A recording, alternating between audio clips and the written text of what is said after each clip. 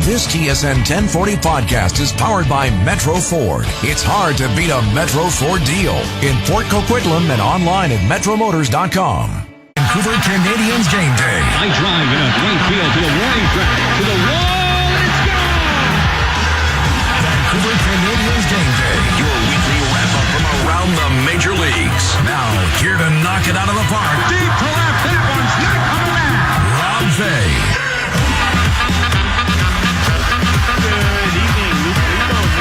Standing in for Rob Fay here on Vancouver Canadians Game Day, joined by always AP Wee and Niall O'Donohoe. Vancouver Canadians right now are in Boise, Idaho. And if you think it's warm here, Matt, how hot do you think it is in Boise today?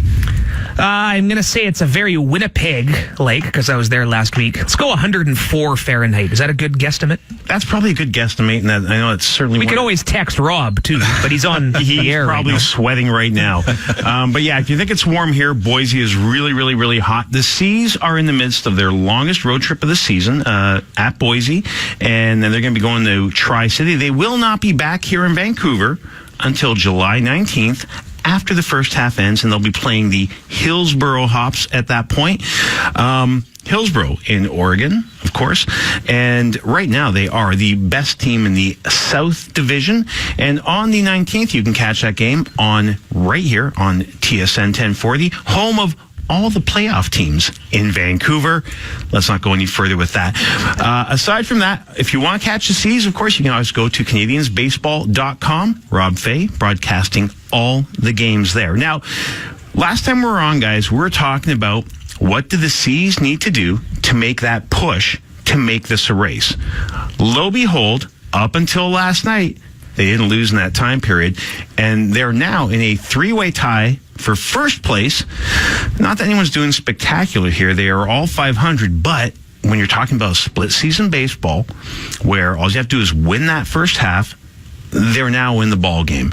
And really, if you look at the way things have gone, there's a group of players who arrived between Canada Day and July the 4th, and they are ripping the cover off the ball. Niall, is this what the doctor ordered? Yeah, I mean, it's, Rob and I have talked about this on a few pregame shows, and considering that this team is at one point was 3 wins and 8 losses and firmly in the basement of the North Division, it's been quite the turnaround. Of course, as you mentioned, they were on a winning streak, but last night they threw one out the window, basically. They snatched a defeat from the jaws of victory, really. A 5-2 lead in the 9th inning and a grand slam home run, and Boise pulling that one out by a score of 6-5. They never seem to have a lot of great success in Boise, save for the 2012 Northwest League Final when they did win that third and deciding game. But Boise Memorial Stadium, that's a stadium that's not really been kind to them in the past, and it might be just as well when I believe Boise is expected to move into a new stadium in 2020. So, but yeah, I mean, for the Seas right now, they are playing well. The bullpen, save for last night, been getting the job done. The pitching's been better, and they're getting timely hitting. So, and they are starting to knock the cover off the ball. I believe they almost have as many home runs, I believe, this season than last season. So, I mean, they've really been ripping the cover off the ball. Which you never hear for a team based in Vancouver, of course, because it's really hard to hit the ball out of Nat Bailey Stadium. But, they've put in the short porch and left, but these guys have to go on the road as well. And yeah, you know what? I mean, they are hitting a lot of long balls.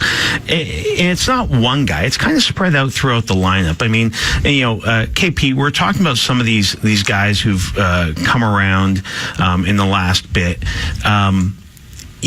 Griffin Conine, like, what else can you say in terms of he showed up and all of a sudden it was like a shot in the arm for this team? Because it's like, okay, if we get on base, someone's going to drive us in. Absolutely, Lou. And with Conine, he seems to get the big hits when there are runners on base or when the Seas need a run here or there. And even the simple things like drawing walks, getting on the base any way, shape, or form. And also, I think this is something that Rob's mentioned on the broadcast, is that Conine out in right field, a terrific fielder, good arm. But yeah, certainly a huge boost in the lineup with Conine being on the team. And getting to what Na was saying earlier, a heartbreaking loss last night, of course. But the interesting thing is, how can this team bounce back after that kind of a loss? Because that was the first game of the series. It's a 5-gamer down in Boise. Teams go through these types of games. You lose a heartbreaker. The thing is, how do you respond to that? And I think that this group of young kids, I think that they should be fine. They do have a tough schedule. The remaining half of the first half of the season, but we'll see what happens starting tonight in the second game in Boise. Now we're talking about some of the guys who came up recently who have really, really, really kind of helped up.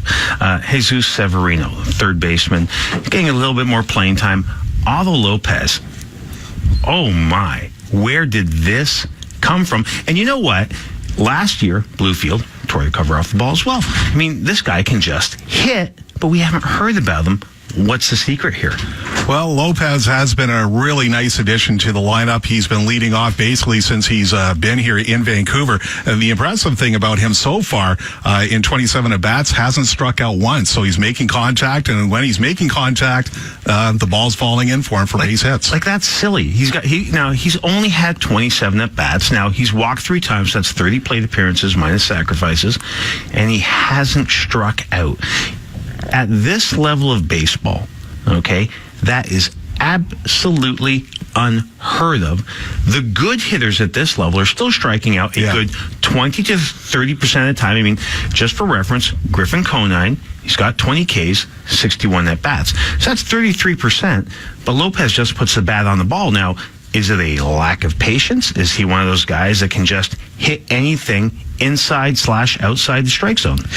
From what I've seen so far, Lou, with Lopez, he's a guy that just does anything he can just to get on base. He's a speedy guy, as you said. He was ever since he got sent to Vancouver, he has been leading off, taking over from Vinny Capra, the shortstop, who was in that leadoff role prior to Lopez's arrival. But I wouldn't say he's an impatient hitter. I know he's only got like the 3 walks, as you referenced, in the 30 plate appearances. The thing is, you see a good pitch, you're going to hit it, and that's what's been happening from what I've seen so far at the ballpark. He's just he was getting good pitches to hit, and he's not afraid to swing the bat. And the number that jumps out at me, a 407 batting average, and again, we're just talking about the 8 games, 27 at bats so far. But anytime you're hitting 400, to start off your career or your season, I mean that's exactly what the team needs. Now, one of the other things that really, for me, jumps out the page here, this is minor league baseball. You have errors all over the place. Rick Magnante, manager when Oakland was still here, used to say, job of the team is put the ball in play because you never know what's going to happen. Well, you know what? For minor league baseball, C's are averaging less than an error a game. That's pretty good. How important is defense? Well, it can cover a lot of sins. If contact is made and you can convert it in and out, so obviously, I'm not saying anything super groundbreaking. This is obviously Captain Obvious kind of stuff, but when you're able to convert outs in play, that just makes pitchers' job a lot easier, makes pitchers better. They save on pitch counts. And, you know what? The defense has been outstanding. Vinny Capra, he does have 6 errors, but I'll tell you what, I've really been impressed with him. The word on him was he was a very good defensive shortstop, and he's shown tremendous range, both directions, left and right. Otto Lopez has looked good as well. He's shown some nice range up the middle. And the defense has been running everything down in the outfield. Tanner Kerr, Brandon Polizzi, those guys have been making some nice running catches. And as KP mentioned, Griffin Conine, really strong throwing arm.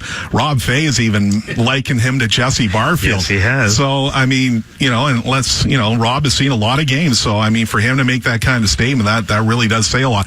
Conine might not be the fastest player in the world, but he's pretty dependable. Anything in his zip code, he will get to. And you know what? He's done a nice job in right field. And again, runners will have to think twice if they think about taking extra bases on him. And actually, he wound up throwing out a runner last night. So he's been pretty outstanding defensively. Brian Luzardo's also had his moments at the hot corner too, and Jesus Severino.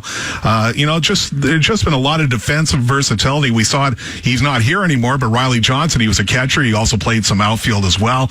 Brandon Polizzi, he's been playing infield and outfield. So Dallas McPherson's had a lot of weapons at his disposal to use defensively. One of the guys, and I know we touched on him very, very briefly here, and the truth is he's a Canadian, Vancouver Canadian. Tanner Kerwer, okay, we're now a third of the way through the season. He's like, sniffing 350 in terms of a batting average. He's doing everything. Why didn't we hear more about this guy coming into this season, being that he is, of course, Canadian? I mean, this is eye-opening, and if I'm a Blue Jay fan and one of those Blue Jay fans that is looking for that next great Canadian player, is there a chance this could be it? Could very well be. I mean, he's improved tremendously from the beginning of the season. Kerwer last year, he was in Bluefield to begin his pro career after he was drafted, and he got beamed in the face, actually, and that's why he was just actually starting to turn his season around. I believe he had got on base 4 or 5 games in a row, and then he was unfortunately hit in the face of the pitch, and I don't know if he was wearing the C-flap before, but you see him wearing the C-flap now, which, Josh Donaldson was wearing. Of course, you see Mike Trout wearing it as well. I think there's a couple of players on the season wear it. Otto Lopez was one of them as well. So, and of course, Eduardo Nunez, as we were just. No, it's becoming a very popular thing now among major league players. I mean, remember what happened to Stanton a couple of years ago? That's right. Which was just absolutely devastating. Mm-hmm. And with the pitchers getting that much higher in velocity, I think it's going to be one of those things. It's kind of like when they went from the straight helmet to the ear flap, where you're going to start seeing more and more players wearing that extension, similar to the shin guard, just to protect themselves. But once again, getting to Tanner Kerwer, KP, like, what can we expect from this guy going forward, considering what he's shown us so far? Like, how long can they possibly keep him here? Well, Lou, with what I've seen from Kerwer is, again, he's a guy that seems to get on base every game that he's in. And I believe he had a long hitting streak. Was it 10 games or something like that before it was snapped? But again, a guy who seems to know how to get on base. And that's what you're supposed to do when you are at the plate, is find a way to get on base, whether it's base hit or whether it's drawing a walk. And he's shown that he can do that at this level so far. Again, we're this is of course short season baseball, and it hasn't been like a half yet. But from what we've seen so far, he just gets on base. He might have a day off here and there when the manager Dallas McPherson sits him down to let some of the other guys get into the lineup. But once he comes back after a game or two off, he keeps on hitting, keeps on getting on base. How long is he going to maintain this? Well, that's a good question. I think if he keeps doing this, I wouldn't be surprised if he gets moved up. A couple of weeks ago, we're sitting talking about when the C's were sitting there kind of, well, let's just say they were in like Spokane territory. Their hitting was the worst in the league. Now, they've managed to move themselves up to 4th in the league in terms of batting average, but they're right up there in home runs. They're right up there in everything else. They're not striking out as much as other teams, as they say. But what's really kept them in there for the whole year, and they're still first in the league in this, is, of course, pitching. This is a really, really good staff that might be getting a little bit overshadowed by the fact that the bats have come alive. Well, the starting pitching has been excellent. It's really picked up since really opening week, and we saw it last night with Josh Winkowski going 6 solid innings, only giving up 1 earned run, giving up 2 in total, and was certainly in line for the victory until the bullpen collapsed. Sean Weimer and Joey Murray, they've been a tandem pairing, but they have looked pretty good so far. Weimar had a bit of a hiccup on opening night, but other than that, they've been pretty solid. Elio Silva, who's going tonight for the Seas, he's put together more good starts than not. And I mean, it's been promising to see. Jose Espada, he really had his stuff going on the dog day of summer where he struck out 8. Of course, it was a wet dog day of summer, but Espada looked really good, striking out 8, only gave up a hit and a walk. So they've been getting terrific pitching, and the bullpen, again, save for last night. And really, that was really the first game of the year, and really every team has this. You're going to have games where, you throw away. Every team has it. And, for the fact that we're 26 games into the season now, that was really the first one last night. They obviously, they should have had that one. I mean, no question about it. They blew that one. I think that's kind of a good sign, too. We were talking earlier about the schedule they have left, and let's not kid ourselves. They've done like yeoman's work to get back into the race, tied for first, actually. But going forward, for the rest of the first half, they get Tri-City for 3 games, which is going to be very, very important because, of course, Tri-City is also tied with them. But they get Hillsborough and they get Boise, who are the 2 top teams in the entire Northwest League. We've seen them make this march back. What do they need to do now? Well, it's easy to say you hunker down, but this is baseball. It's a bunch of one-on-one matchups. Who do they need to really, really, really come up big and try and squeeze out that first half, title? Well, yeah, they do. The Canadians do have a tough schedule coming up, but don't forget, first of all, Tri-City is actually playing Hillsborough right now with a 5-game series, and the Dust Devils got spanked last night, and of course, Vancouver still needs to play the rest of the 5-game series in Boise and then deal with Hillsborough. But who needs to step up? Well, again, when we referenced earlier, when Vancouver got out to a 3-8 start, it wasn't, because they weren't pitching well. They have had a good pitching performance from the majority of their guys and the staff throughout, and just because they've been winning now the last week because of the hitting. So I would say moving forward, they still need guys like Randy Pondler, Jose Espada, a couple of guys at the front end of their rotation to continue to pitch as well as they have been so far this season.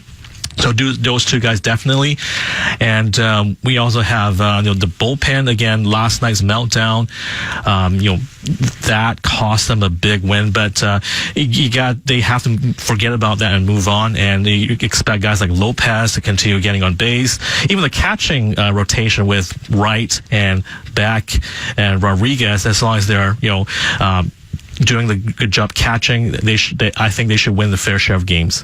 It's good, and hopefully, things come through. They're actually off to a decent start. They got a couple of runners on base in the top of the first.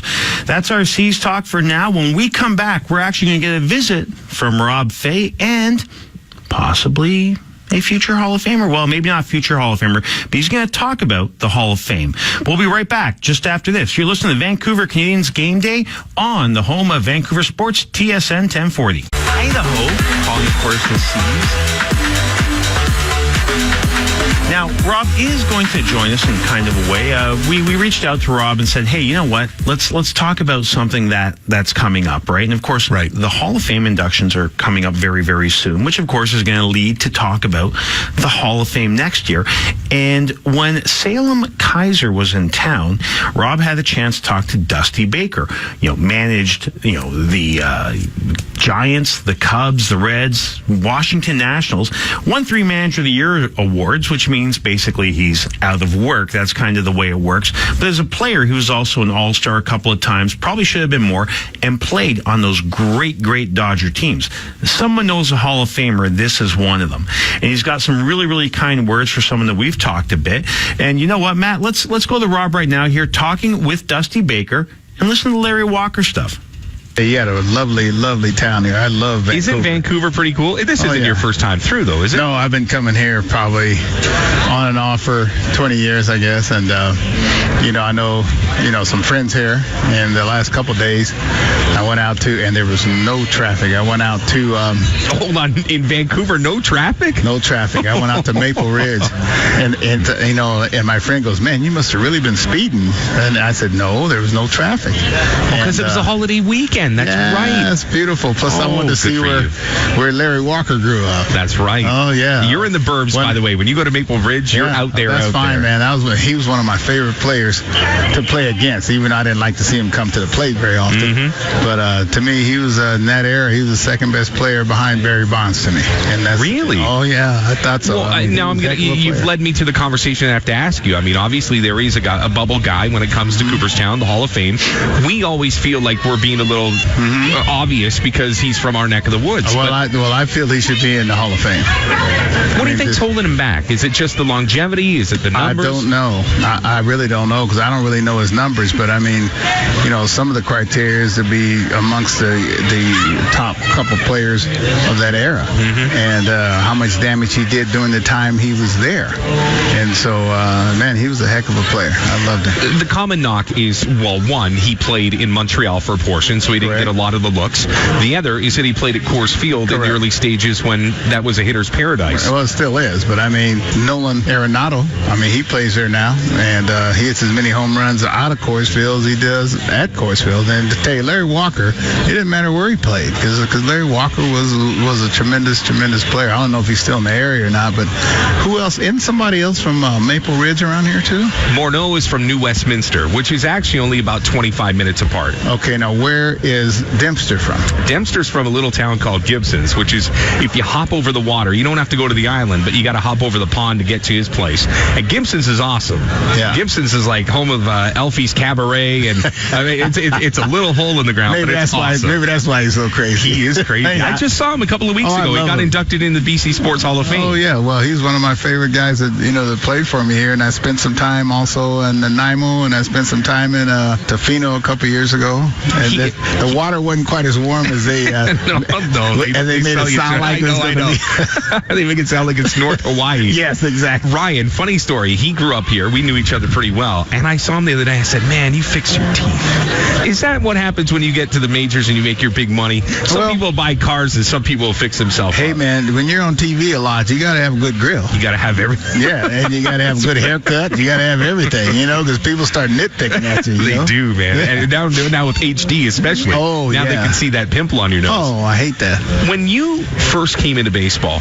like right out of the gates, the reason I ask you this is you're obviously looking at the future of the San Francisco Giants. And I'm watching the other players, too. No, of course, yeah. Just in case you're just like, hey, man, why don't you throw that kid over here in the deal? Uh-huh. And they're trying to hide him. Yes. And, nowadays, baseball's changed where back in the day, you traded big leaguers for big leaguers. Correct. Now they trade big leaguers for prospects. And especially it could have been prospects that you wanted to sign but you didn't get to because somebody else drafted him before you.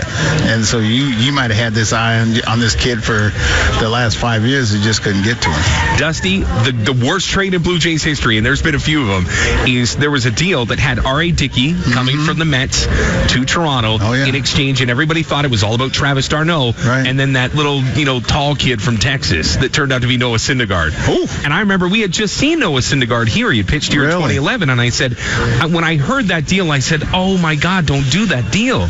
Because if he turns out the way he projects, he had this big 6'4" frame, Texas kid, big Texas, threw 100 miles an hour, right? And he was kind of the afterthought that was thrown into that conversation. Well, so that speaks to what you're talking about. He wasn't an afterthought by the Mets.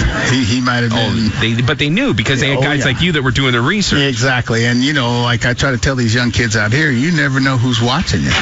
You never know. I get out here early for batting practice. I get out early to see, how a guy's attitude is, or if he's a good time Charlie, or is he serious about his work, or does he actually love his work? And so, and I got a son that has aspirations to play, big league ball. He's playing at the University of California. He's going to his sophomore year, and I tell him all the time, you never know who's watching you. And the good scouts don't have the San Francisco Giants hat on. That's they don't have a radar gun a lot of times. Oh yeah, I got my fishing hat on.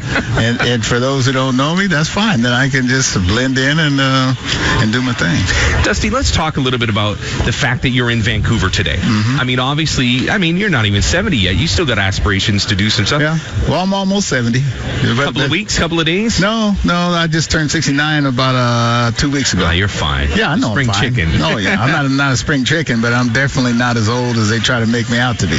When San Francisco approached you and said that we wanted you to do some stuff with us, what was the promise, that they were just going to let you hang out for a bit, or is there a bigger picture for you? We discussed it, and they didn't approach me until March 15th, and Chris Berman, a good friend of mine and a good friend of Brian Savings, had told me that this was going to happen last December.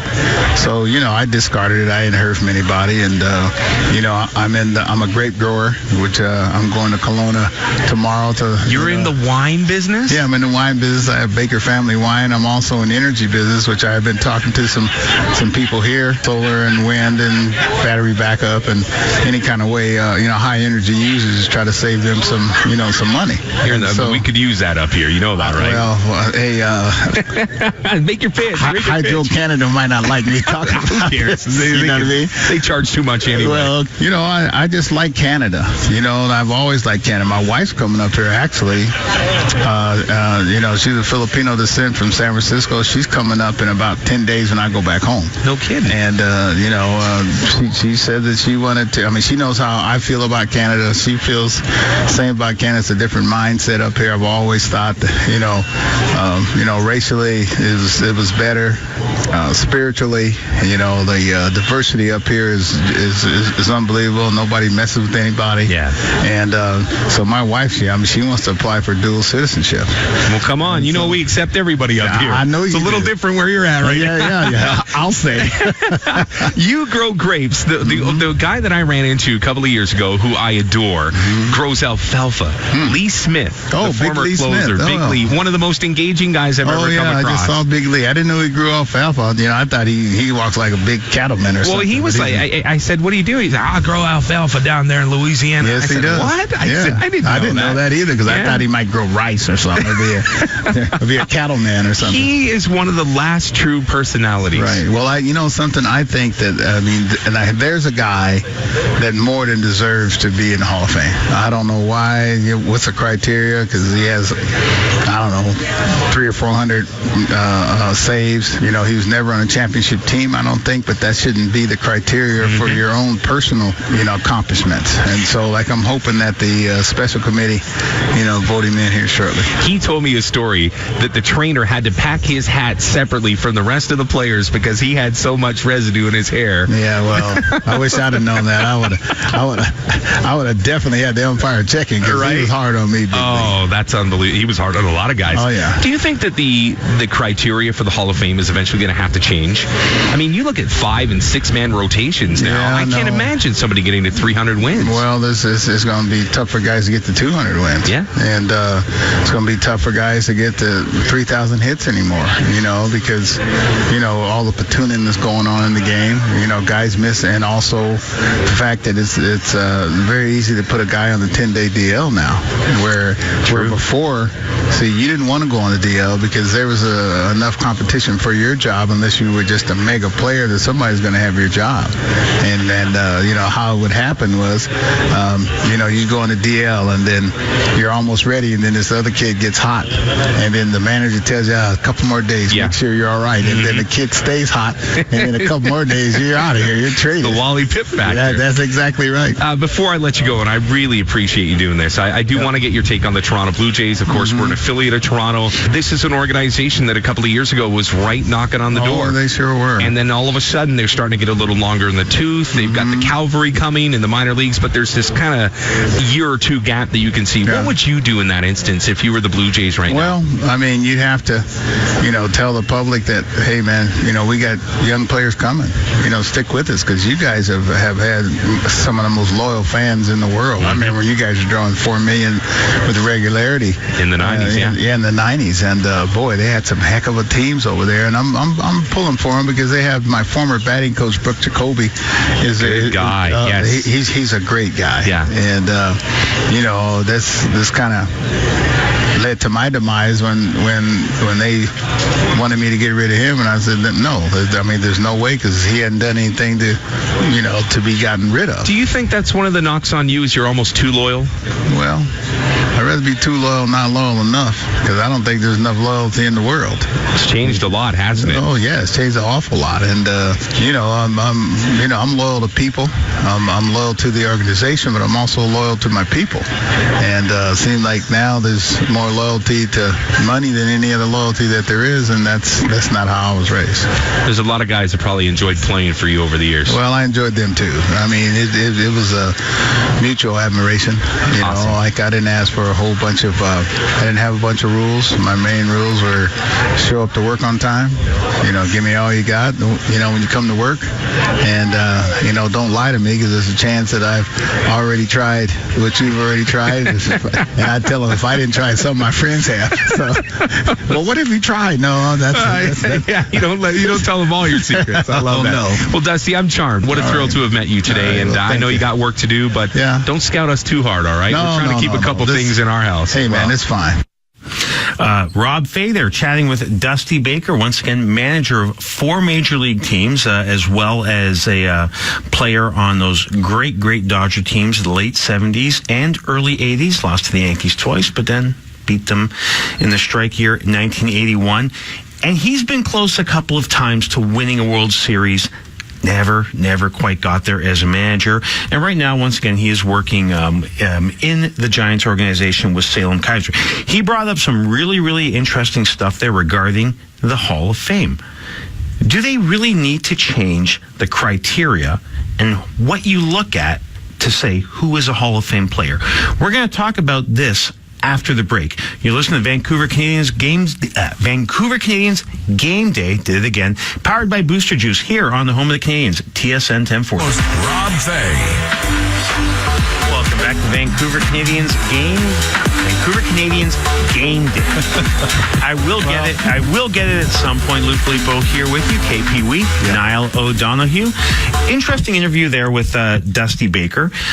Something that I've always thought of a lot, because I consider myself to be more in tune with the history of the game than where it's going. And that was the Hall of Fame and what makes a Hall of Famer. You heard him. He talked about Larry Walker saying second best player he's ever seen after Barry Bonds. We don't need to go to the Barry Bonds direction here.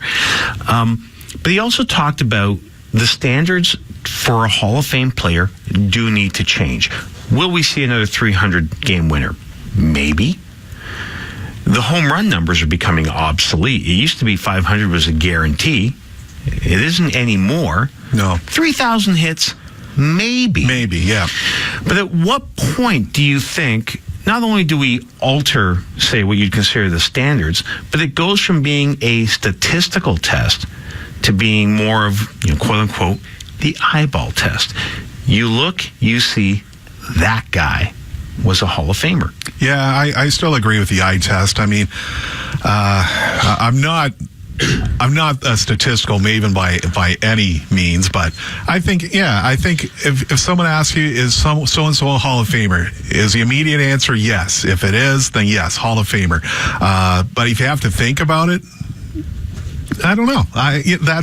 That's a good question. Exactly, and now just alluded to that, it's whether or not he passes the eye test. And if you have to kind of think of reasons why he should or shouldn't be, then that's not Hall of Famer. It's got to be automatic. Oh, is this guy Hall of Famer? Yes, no questions, and he is a Hall of Fame caliber player. That's just how I see it as well. I mean, the numbers, they've been inflated, especially the offensive numbers, and we may not see another 300-game winner just because of how starters don't go deep in the ball games anymore, and there might be 6-man rotations. It's just you're not going to see those benchmark numbers for pitchers. No, 40 starts in a season used to be a regularity, and not that long ago you would see the top starters starting 36, 37 games. Now they're down to like 32, 33. That's right. In order to win 300 games, you got to do something really, really silly. Yeah, I mean, either you got to really pitch for a long time, like say Bert Blyleven, who pitched 20, almost 25 some years, or you win, or you basically win all your starts. You have 25 win seasons every year, and that just doesn't happen. No, I mean, it's a different game now. It's a different game. You have pitchers always, they don't go as long as they used to, and that's just the way it is. I think bullpens are just so. The word, I guess, fungible. There's always so many relievers. It's hard to master 3 pitches. For a starter, you have to have 3. Most pitchers can get by with 2, and if you have 2, you'll be a reliever, and that's where the game is going. And we saw that with the Kansas City Royals in the 2015 World Series. It was a bullpen palooza. We also kind of saw back in 1990 when you had the Nasty Boys there with Rob Dibble and Norm Myers, John Franco, Randy Myers, Randy Myers, thank you, and Norm Charlton. Yes, the sheriff. So of course he went on to be a big time contributor to Seattle's first playoff run, Norm Charlton. But I mean, things have to change now. Where are the barriers now? Is 200 wins good enough now? Is it 150? Maybe 175 home runs? Who knows? I mean, it was always the old standards: 3,000 hits or 300 wins. Or at one point it used to be like 400 home runs, but that's a joke now. That's a joke now. For guys who are eligible for next year's Hall of Fame, because of course the Hall of Fame induction ceremony will be happening in just a couple of weeks. You got Chipper Jones, Vladdy Guerrero, Jim Thome, Trevor Hoffman. No arguments there. Of course, Edgar's next in line. We're not going to talk about Edgar. Okay, and then Messina. I still say yes. But the guys who are eligible this year, let's talk about this, the eyeball and the stat test. And I'm going to throw out 2 names. Roy Halladay, Lance Berkman. Eyeball test says Halladay is in. The stats test says it's Lance Berkman. Yeah. Well, you got to remember, Lou, that when Halladay was in his prime, he was pitching for the Blue Jays, not the big market, and also pitching for not a playoff contending team that cost him a lot of wins. I think the first time he won the Cy Young was 2003, and he beat out Esteban Loaiza, who had like a bad September. And the year that he actually dominated was the year that Cliff Lee, I believe, won 23 games or something like that. Yeah, Cliff Lee stolen. Absolutely. So I mean, that's why if he had won more Cy Youngs with Toronto, if he had been in a bigger market, let's say like New York, Boston, then we would definitely think of him as a slam dunk Hall of Famer with the numbers as well, because pitching for those types of teams, he probably would have won 20 games every year during his prime. Well, see, to me, he's a slam dunk Hall of Famer because for 10 years, he was the best starting pitcher in Major League Baseball. And that's what we talk about, the eyeball test. There are guys out there who, and I'm going to lead this to Larry Walker, because Larry Walker, of course, is punished for having played in Coors Field. Well, he's not getting a discount for playing in the Big O. Right? Which is a hard park to play in. It is. And on top of the fact that he put up superb numbers, I mean, you still got to make contact to hit home runs. He made contact. The guy was a Gold Glove outfielder with a bazooka on his shoulder, and he's getting no respect. And I look at that and say, you know what? For 10 years, he was one of the absolute top right fielders in all of Major League Baseball. Well, I think Larry Walker almost needs like a Jonah Carey type advocate to go to bat for him. And let's face it, Jonah Carey was very instrumental in getting Tim Raines into the Hall of Fame, and certainly Raines definitely had the numbers. And you talk about playing the Big O, not an easy place to play, especially with that hard AstroTurf as well. And not exactly the nicest stadium in the world, Olympic Stadium, when it comes to playing baseball. No, I actually went to a game there towards the end of its life cycle, and it was an absolute dump. And the fact that they didn't do anything to take care of it was no surprise that team left. That's going to wrap up our Hall of Fame talk, but we have some other interesting topics coming up in the second half of the show. You're listening to Niall O'Donoghue, KP Wee, Lou Filippo, on Canadians Game Day, home of the Vancouver Canadians, TSN 1040. Your host, Rob Fay.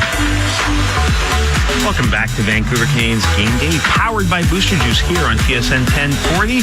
Rob Fay is down in Boise, Idaho, watching the Seas cling to a 1-0 lead midway through the third. Long way to go, and as you guys very well expressed earlier, it's not over until the last pitch crosses the plate. Now, last segment, we were talking about credentials for the Hall of Fame.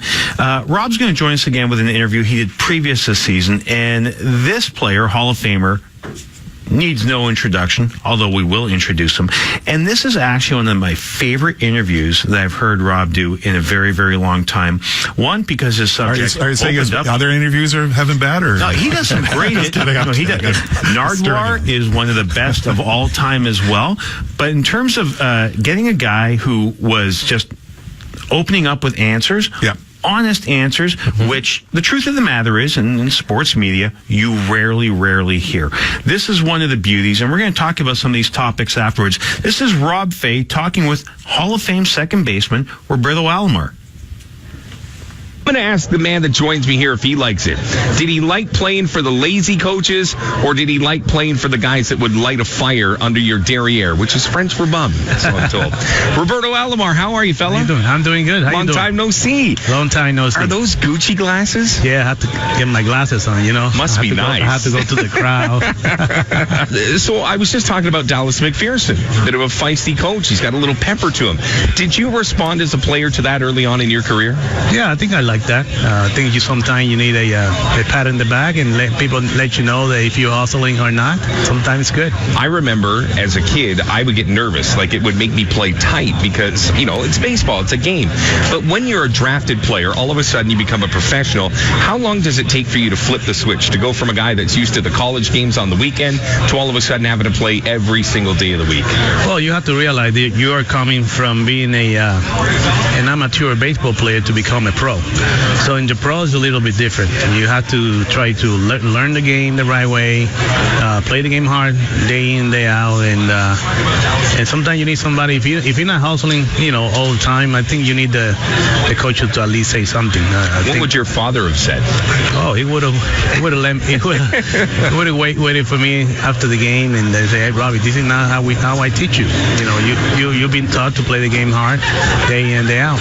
Let's start with the family, because obviously you come from a very well-known baseball family. Of course, your brother, your father. How competitive did the three of you guys get? I mean, I know there's a lot of love there, but did you guys drive each other, push each other harder? In my house, we never compete with each other. We kind of support each other, but we let each other know when we were not doing the right things.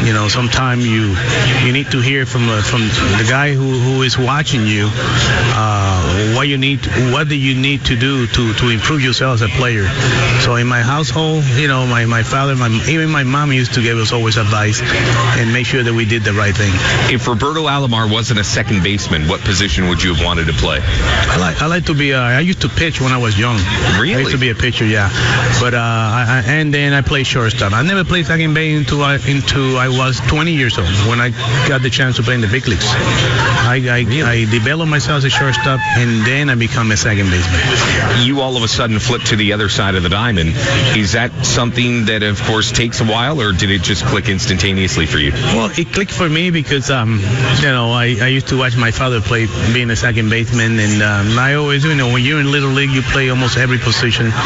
So it was more of a lot of work and understanding what is the difference between being a shortstop and a second baseman, and what better teacher than my dad. So my dad was there to teach me the good and bad from that position, and I learned it, and I worked hard to become the second baseman I was.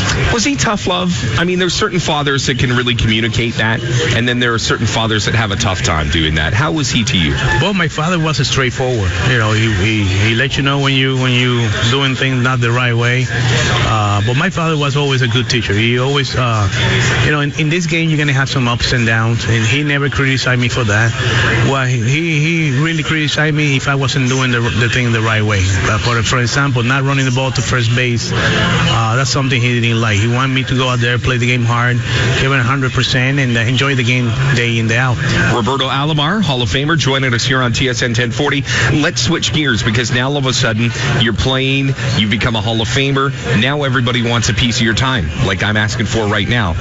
What do you appreciate the most post-career? Is it just having the time to actually just do whatever you want, or is it getting back into the community and supporting the next generation? To me, what I appreciate more about life now that I have the time and day is to get back to the community. Once I used to be a kid. I used to be a kid with a lot of dreams and expectations, and I always loved this game. So now it's time for me to get back to the community. I have a charity called Foundation 12, and to help challenger kids with disabilities to enjoy the baseball, the game of baseball the same way I did. So for me, I think it is nice that people still remember what you have done for the city of Toronto and for the whole country of Canada. Winning two World Series, people still remember that, and I enjoy being not recognized. I just enjoy people acknowledge the things that we are doing now after baseball. White, Alomar, Molitor, Carter, Olerud. In Toronto, it's Whamco, and we all remember it. Who of the guys from that 92-93 era do you still communicate with? Through my foundation and through Alomar Sport, I have a company called Alomar Sports. We are a marketing company, so whenever I have things to do, like what you say, a golf tournament or a luncheon, we invite a lot of those players. So that's the only time we kind of communicate. It's not like I'm calling them day in, day out and say, hey, how you doing, this and that. No, but I always keep the relationship open, and we had a great ball club and great people playing in the Blue Jays those days. I'm going to throw some names at you. I want your first reaction to the name I throw to you, all right? Just tell me whatever you want. It can be a baseball story. It can be away from the field, whatever you want. We'll start with an easy one. Joe Carter. Joe Carter, always laughing, jumping. Joe Carter he was a fun guy to be around. Pat Henkin. Quiet, intensity. He loved to pitch. One of the guys that I used to love playing behind him. Nolan Ryan. Intimidation. How did he intimidate you? Well, he threw a lot of pitches inside. He owned the mound. He wasn't scared to hit you. My first hit was against Nolan Ryan. So that's right. But it was intimidation. How about Cito Gaston? Quiet, but respect. A lot of respect for that man. Certain players, you just close your eyes and you see them in a uniform. When I close my eyes, I see Roberto Alomar in a Toronto Blue Jays uniform. What uniform did you feel the least comfortable in? The least comfortable? The one that just when you looked in the mirror, just didn't You know fit. what? I did feel comfortable with all of them. I had too much respect for the game, and I had too much respect for all the organization. And even though I didn't play, for example, with Tampa Bay, I retired when I was in spring training, I still respect them because they gave me an opportunity to go out there in spring training and maybe try to play one more year. And I decided to go home. So for me, just to give me the opportunity to play with all the teams that I played for, it was a blessing. Did you go to that final spring training knowing that if it didn't click that you were done? Like, did you know that before you even arrived at camp? No. I think I started clicking when maybe halfway of spring training. Sometimes as players, as you know that you can be one of many. I didn't want to be that guy. I want to be the Roberto Alomar that everybody knows, that goes out there, play the game hard, hit 300, do the best he can on the field. And I know that at that time, I wasn't going to be that guy. I always think of the movie, I don't know if you've seen it, Roberto, For Love of the Game. It's Kevin Costner. Mm-hmm. He's nearing the end of his career. Mm-hmm. He realizes it's over, and he has this moment in the hotel room where it comes out. Did you have a moment similar? I'm not talking about the tears, but a moment where you realized, oh, it's over. Yeah. The day before I came to the ballpark. Yeah, I called my parents. I called my family and say, I think I'm going to go to the ballpark today, and I'm going to be done. And that's what I did. I played the game. I started playing the game. I felt like I wasn't not out there doing my job. So I came out after the game and told Lou Pinella, I'm done. I'm going home. What's Lou like? Lou's great. He is, isn't he? Tough exterior, but a good guy. Yeah, Lou, he was a great guy. Lou was one of the guys that you want to play for.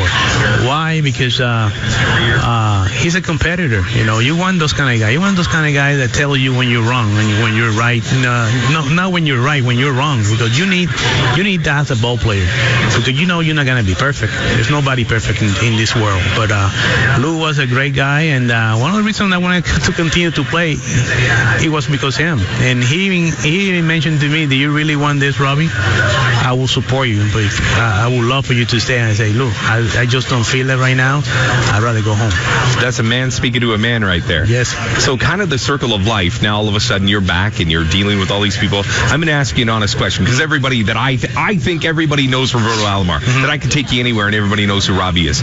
Do these players know who you are? I don't know if they know who I am. They maybe when they mention my name, they understand who I am.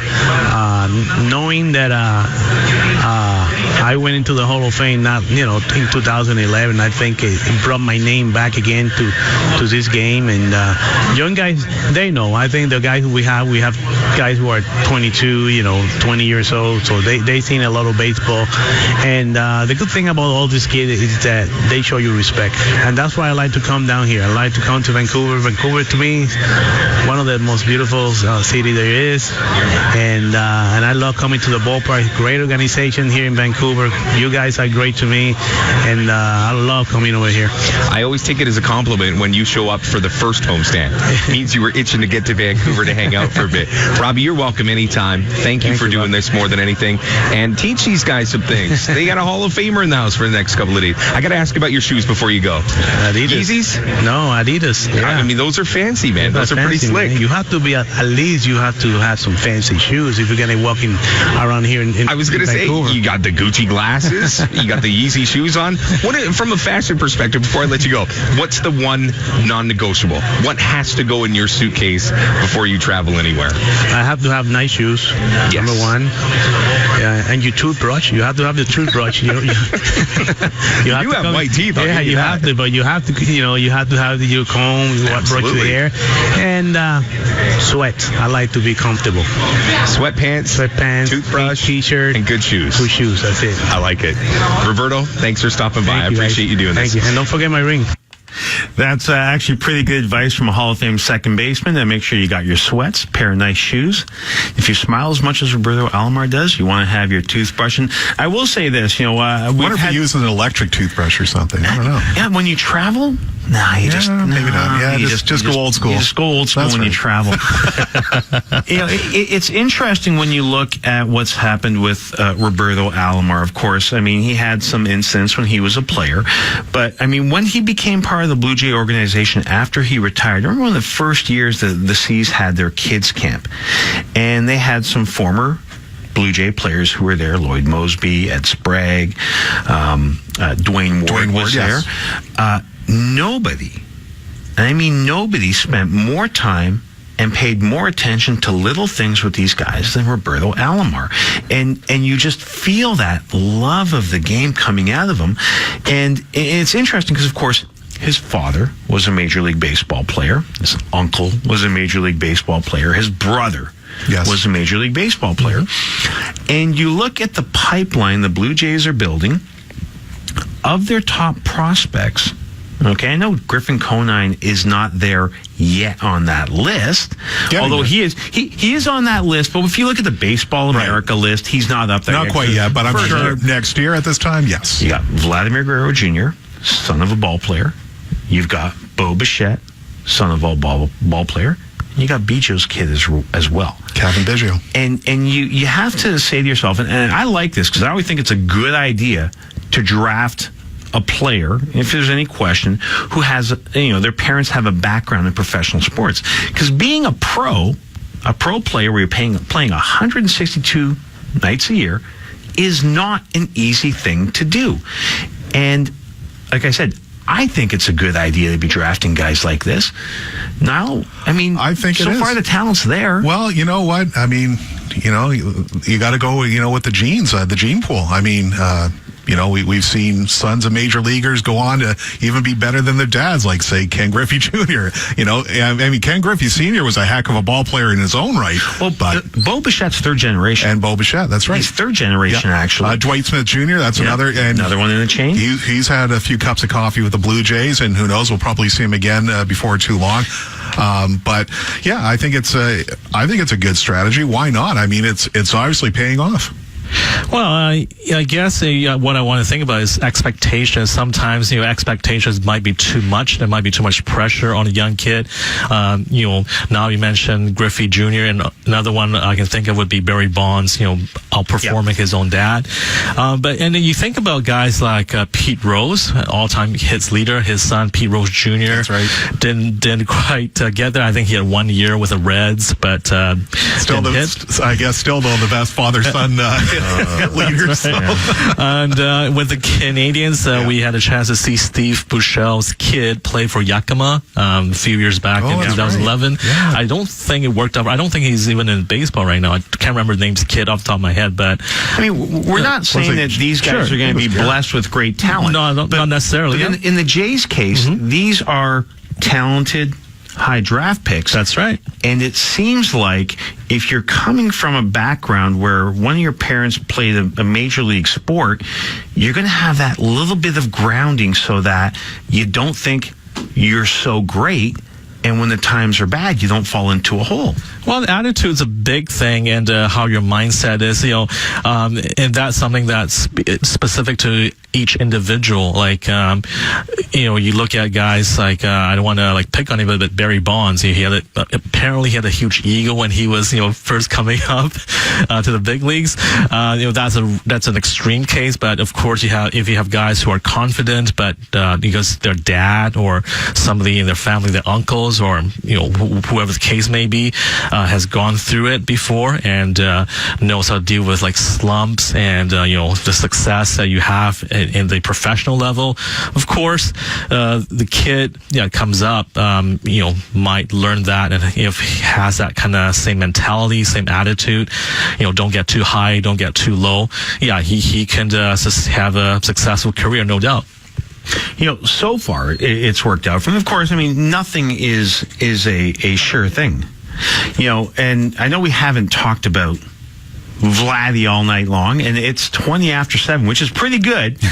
But the rumor, of course, is that he's going to be going to Buffalo, which means he's only a short. Well, and he's apparently going to, I guess, start off in the Gulf Coast League. Yeah. And gee, it'd be nice if he came up to Vancouver. Maybe before he goes to Buffalo. Just saying, just putting it out there. But that puts him an hour and a half away from the Rogers Center, which means now you can start, calling up for a spot here or there. Yeah. We talked about this earlier and it was like, okay, when Josh Donaldson gets traded, that's when they bring him up. Do we have a new deadline? Quick date. August 30th. August 30th. Yeah. Ooh, still sticking with that. Exactly. In time for a September call-up. Yeah. August 1st. That's okay. Okay. So, all right. Another thing that Robbie Alomar brought up there was retiring and what he goes through. Now, we're going to talk about that when we come back. Not only what it's like for these guys to retire, but there's a few guys out there that should probably hang it up, and we'll let you know who those are. You're listening to Vancouver Canadians Game Day, powered by Booster Juice, here on the home of the Canadians, TSN 1040. This is a watermelon explosion. Whoa, that's loud! Now, this is a watermelon explosion from Booster Juice. With a tasty blend of bananas, mangoes, pineapple, yogurt, and, of course, watermelon. Ouch, my taste buds! It's back, and it's louder than ever. It's what? Come enjoy the explosive taste of Booster Juice's Watermelon Explosion Smoothie. Visit boosterjuice.com for store location. Here's your host, Rob Fay. Lou Filippo sitting in here for Rob Fay tonight. He's down in Boise watching the Seas jump out to a 3-1 lead. They're going to the bottom of the 4th in Boise, Idaho. Good news for the Canadians, and you heard good news for the Mariners there. D. Gordon, son of a Major League ball player, Tom Gordon. That's right. Which means if Marcus Stroman has kids, look out. So, of course, Stroman's always compared to D. Gordon. Tom Gordon, that's right. You know, Roberto Alomar was talking about in that great interview we heard from Rob, when he knew it was time and how he went about it. Walked up to Lou Piniella and said, that's it. I'm done. He was only 37 years old. So, you know, in terms of physical ability, he probably could have milked it a bit on reputation. But he said, enough's enough. I'm not the player that I can be. And the position he plays is a difficult position to play when you get older. And it brought something up that I thought about. And it's like, there's a lot of guys out there that really, really should look at, you know, take a good look in the mirror. They've had good careers. They're financially set for life. At what point do you say, okay, it's time to walk away before you really, at the end of the day, tarnish your legacy or embarrass yourself? Because you don't remember them when they were great. You remember those last couple of years when they were struggling. Yeah. Mm-hmm. You know, and so, you know, I'm going to throw out a couple names, and we're not going to use guys like Ichiro, who really is retired but not retired. You know, or there's like R.A. Dickey's out there who hasn't retired. He's a free agent. So is John Lackey. But in essence, they're retired.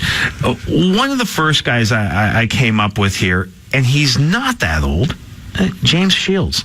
He's only going to be 35. Mm-hmm. Okay. But in the last, here's his ERA in the last 3 years. You know, 5.85, 5.23, 4.53, and his win-loss record is 14-36.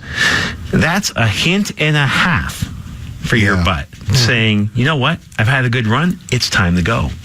Yeah, you know, James Shields, like when he was really kind of part of that turnaround in Kansas City, you know.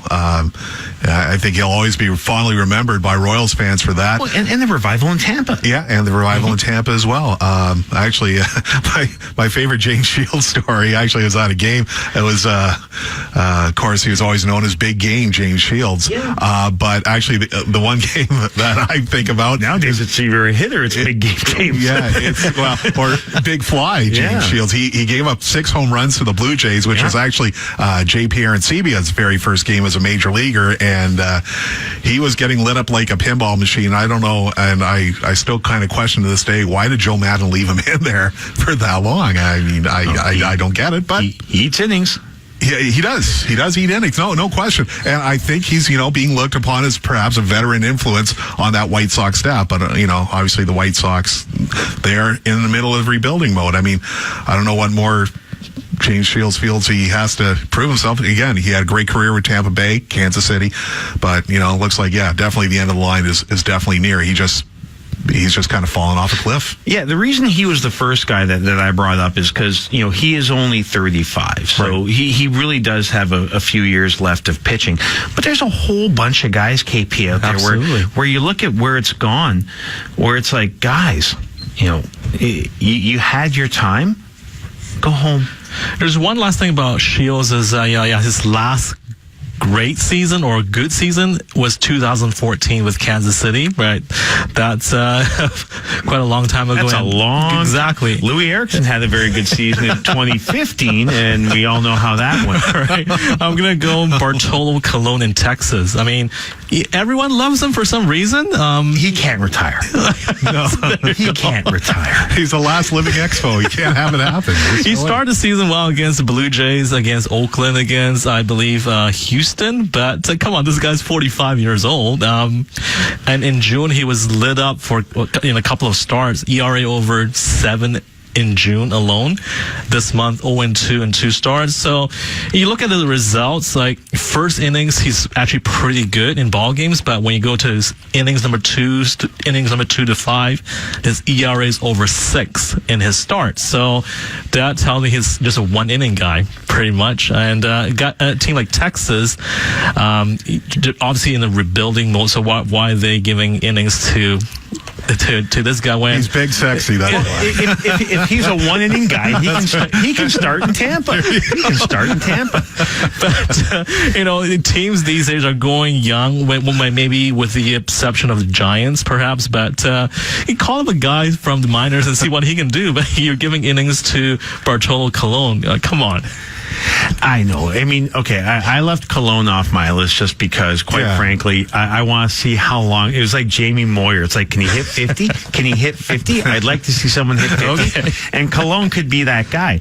Another pitcher who I hate to put him on this list, but it's a combination in this case of age and injury. And once again, he is actually on the 60-day DL. Adam Wainwright was a stud for the Cardinals as a reliever, won them a World Series as a reliever, and then led them to another one as a starter, and of course had the Tommy John. Came back, and he's not someone who has recovered well from it, and he's one of those guys. I loved watching him pitch, and it hurts to watch him struggle. And his contract is up after this year. There's a guy who I say, okay, you know what? I know you're only 36, but it's time to walk off into the sunset. I mean, and the thing is, too, I mean, these guys got to be, just absolutely sick and tired of trying to rehab, trying to come back, spending time in the training room. And, I'm sure that's just got to take a toll on you mentally, not just physically as well. So, I don't know. He's got nothing left to prove. He's led the Cardinals to a couple of championships, just retired. Another guy I can think of, since we're talking about pitchers, the closer for the Twins, Fernando Rodney.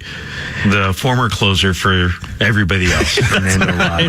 The guy's 41 years old. On the surface, his numbers look good, 20 saves, 3.06 ERA, but he is awful on the road. 5.56 ERA on the road, and he struggled against Baltimore of all teams. Struggled against Tampa, Kansas City, the White Sox. He struggled against everybody. Exactly. Well, he likes shooting arrows in the air, You have to give him that. I mean, he's a closer for the Twins, and actually the Twins are in second place in the Central Division, but they're not going to catch, the Indians, who incidentally have a horrendous bullpen themselves. But for Rodney, he failed in Arizona last season as a closer. I think it's time for him to think about, walking away from the game. I mean, that's kind of the trend we're looking at here. We're looking at guys who, it's not like they're having a bad year. We're looking at guys who've been bad for, 2-3 years. I mean, we'll bring up some offensive players, and some of these are, I hate to pick on the Mets. No, I don't. Yeah. But there's Adrian Gonzalez. Gone. Yes. Should absolutely be gone. That was the first name I thought of when you brought up this topic. Yes, Adrian Gonzalez. Pitiful. To think what he's become. I know we joked about Davis last week, where his OPS is like below the Mendoza line of the Orioles, yes. Or say, well, hey, Adrian Gonzalez is not that far off, and he's still making some good coin. So you're saying he's not going to be like a Matt Kemp revival kind of player? No. Kemp's a lot younger. That's and then another guy on the Mets, and this kind of comes down where the Wainwright thing is injuries, is of course David Wright. It's been 2 years. It's been just over 2 years since he has seen the field, and he's starting to throw again.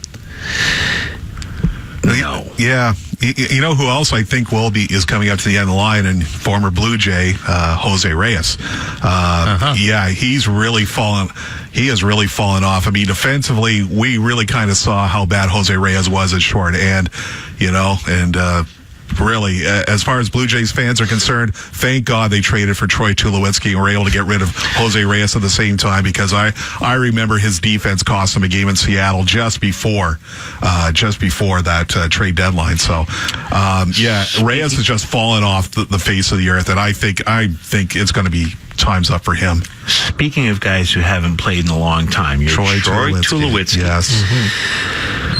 It's been just about a year, maybe over a year. I think it's been over now, yeah. And I know he's not an old guy by any stretch of the imagination. No. But at what point do you suppose? And this is very interesting, because this also happened with, I'm trying to think who this also came up with somebody else. Oh, there's a hockey thing, Shea Weber, where he waited until just a few weeks ago to have his surgery. And it was one of the topics I wanted to talk about originally, and I thought, no, we'll have more fun with this. Tulowitzki hurt himself a calendar year ago. Surgery happened in the spring. At what point does a player have a responsibility, considering what they're being paid, and I hate to use that term because it's your body. Yeah. But he has basically cost them what in essence is going to be a full calendar year, quote unquote, wait for it to heal and see how it turns out. At what point, if you're a large investment for a team, and let's take a look at the salary he is, 1 minute. do you think a team should have the right, and I say that in quotes, to say, we're getting this thing fixed?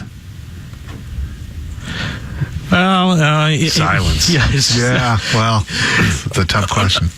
Moving on to, speaking of Blue Jays, we're all laughing at Kendrick Morales in Toronto, but Victor Martinez in DH in Detroit having worse numbers than Morales. He's a DO. He's designated out now. That's correct. He's a designated out. 4 home runs, 84 games, 236. He's on my list. Worse year than Morales, and we're laughing. And he's 39. Yeah. And he's 39. 41, but... Yeah, well, I mean, regardless, yeah. He's getting up there in age, He's getting towards the end of the line. Right. You know, talking about when a guy walks away is always kind of a tough thing. And you heard Alomar talk about it. And there are guys who are out there. You know, when we come back from the break, we're actually going to have a little bit of fun with baseball. Well, we can have some fun in baseball. Perfect. Right? The only rule in baseball is there's no crying in baseball. That's right. Aside from that, you can have fun. And we're going to talk about rules that we like, rules that we don't. Okay. Should be a lot of fun. You're listening to Vancouver Canadians Game Day on the home of the Canadians, TSN 1040. Welcome back for our last segment here on TSN 1040, home of the Canadians. And the Canadians right now are enjoying a 4-1 lead in Boise. There is some breaking news, though. Lopez has struck out. That was my fault. Yeah, I jinxed him. That was my fault. I take full responsibility. Yes. Now, mind you, did come back after that. Got a couple of hits, couple of RBIs. So all's good. Okay. He's got the monkey off of his back. Now that he's got one strikeout. That is still pretty good. Strikeout. Yeah. That's crazy. You know, I said we're going to have a little bit of fun with this segment. And I was just thinking, the All-Star Game is coming up, right, down in Washington. And one of the big features of the All-Star Game, of course, is the home run contest. And really, considering most of the big, bashers are not participating this year.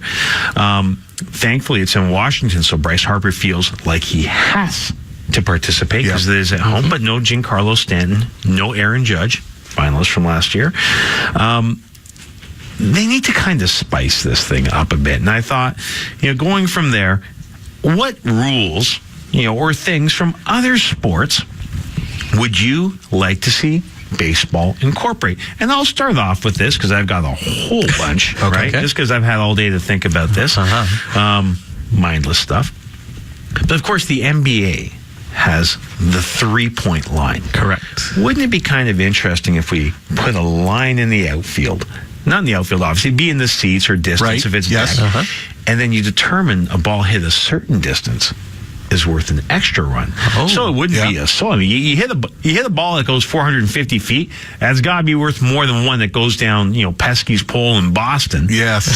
So that's one of mine. You hit a ball, let's say 425, you get 2. Not 1. I wonder. Yeah, well, let's see. Remember the Big O where they actually had a painted seat, gold? Yeah. Willie Stargell hit one out there. I think it was like 500 feet. So how many runs would you give someone like a 500-foot blast? Well, they've got one in Rogers Center like that, too, where Canseco hit that monster shot. Yeah, the upper deck. Yeah. 89? 89 playoffs. Yeah, the ALCS. I think McGuire hit one up there, too, not too long after that. But hey, at Rogers Center, you hit windows, 2. Yeah. You get 2 for hitting the glass. There you go. All right, I got one from the NFL, and we were talking earlier about how starters, can't get to 300 wins because of the bullpen and all this stuff. Now, in the NFL, the starting quarterback gets to win even if he doesn't stay in the game. Like, perfect example is 2015, Matt Castle started the season opener for the Buffalo Bills. He came in for just one series, and then they put in Tyrod Taylor, who came in, threw for a touchdown pass, 200 yards. They beat the Colts. And who gets to win? Not Tyrod Taylor, but the starter, Matt Castle. That's actually kind of, well, then we don't have to worry about changing the rules. The rule about that is, in baseball, starter goes 8 innings, doesn't give up a run, leads 1-0. Closer comes in, gives up a run to tie the game. The next half inning, the team scores a run to win the ball game. Who gets the credit for the win? The closer. The guy who blew the lead. Exactly. So we should. That's true. That should change. Yeah. Exactly. So do it the NFL way. The starter gets the win. I'm going to go to the NFL as well. I'm going to go back to the NFL. In the NFL, of course, you've got the clock that runs, and then in the last couple of minutes, this was timeouts. I'd like to see in Major League Baseball, and this would certainly solve their time issue. Okay. Put a clock on there. They have a play clock, and I know they have a pitch clock. Yes. Enforce it. Yeah. It's kind of like a shot clock in babasketball. Make them throw the ball. Right. Right. So I would like to see that enforced. I know they have it. They're not enforcing it. You know what? Now, of course, with World Cup soccer being top of mind here, I think I would like to see maybe baseball adopt the yellow card, red card type thing. Like now for that pitchers, would be fun. Yeah, like even for batters, like okay, quit stepping out of the box. You get a yellow. That's a yellow card. Or a pitcher who throws inside too many times or hits a player, hits batters too many times. That's like 150 less home runs for David Ortiz. Now, the other thing I'd like to see them adopt from soccer. Okay, yes. Two things. One is the shaving cream spray that they use to tell people where to stand, and the other one is the magic healing spray they use when they get injured. Wouldn't you love that? Pitching coach goes out to the mound, pulls out the can, sprays the pitcher's arm, and he's all good. He's all good and ready to go. I'm going to go hockey here for now. Again, this is about the score, wins, losses, decisions. But in hockey, starter gives up a couple of goals, like Mike Keenan. The coach might pull him and put in like the backup in the Russian league. Yeah, that's right. The backup gives up another 2 goals. They're down 4-0. The team comes back, scores 3 goals. They lose 4-3. Who gets the loss? The guy that came in as a backup because he gave up the winning goal. But the team never tied the game. Right. They were trailing the whole time. In baseball, if you're trailing the whole time, the starter gets a loss. Because let's say a guy the star could give up 1 run in 8 innings. The reliever comes in, walks 3 batters, gives a grand slam, down 5-0. Bottom of the 9th inning, the team scores 4 runs to make it 5-4. Who gets a loss in baseball? The starter. That's like they used to have, and honestly, I don't even know if they still use it as a stat. Right. But do you remember when they introduced the game-winning RBI? That's It was the absolute dumbest stat. Because if you drove in a run in the first inning, you're up 1-0. You never trailed and you win 10-9. You get the game-winning RBI for that little hit in the first. And it was the dumbest stat on the planet. And you always hear, this guy leads the league in this, leads the league. No, he didn't. He got a hit in the first inning. That's right. Yeah. And then you talk about clutch this and clutch that. And I'm pretty sure they've gotten rid of it. Yeah, you don't hear about it as much anymore. You don't hear about it, which is the same as getting rid of it. Yeah. So I'm totally good with that one here. Going back to soccer again. Okay. Here's another one. It's funny. We sit here and complain about soccer, but now we're drawing all these rules from soccer. Is limited substitutions. Yeah. During a 9-inning game, you're allowed 3 substitutions. Period. There's 3. Is it 3? Yes, it's 3. Okay. And if it goes extra innings, you're allowed 1 more. Now let's see how you use your pitching staff. Yeah. Because you got to keep 1 in your pocket in case some guy gets hurt, or else you're not playing with enough guys on the team, unless you have the magic spray. So you have to have the DH in the National League because otherwise, Or you get pitchers who can hit. Right. Or you get pitchers who can hit. Yeah, okay. You know what? Here's something really wacky. Say if a player gets a golden sombrero, he's not allowed to play the next game. I think if you can't make contact, he shouldn't be playing the next game if he gets a golden sombrero. I don't know. Wouldn't that be something? Really put the pressure on to make contact. Yeah. And just for those of you who aren't aware, golden sombrero is four strikeouts. Hat trick is 3. Hat trick is 3, and there is a term for 5, which platinum, I believe. I think it's platinum. Is it not? I can't. It's a very rare thing. You certainly don't want to be one of those guys who are wearing it. Those are some fun suggestions and stuff like that. And you know what? In all sports, the rules are constantly changing, and you look at ways that they can improve it, not only for the fan experience, but also for the players who are out there. And we're certainly having some fun there. But there are some rules that we're talking about that, hey, you know what? Maybe something can be done there. Maybe we'll follow up on that next week. We'll do some more research in the silly rules. But we're going to leave you right now with a quick update on the Vancouver Canadians. They are still up 4-1. Once again, you can catch them on CanadiansBaseball.com. The Vancouver Canadians will be on TSN 1040 on July 19th, playing the Hillsborough Hops. And hopefully we'll be back here again in 1 week's time. Niall O'Donoghue, KP Wee. I'm Lou Filippo for Rob Fay. You've been listening to Vancouver Canadians Game Day. Got it right that time. Powered by Booster Juice on the home of the Canadians, TSN 1040. Good night.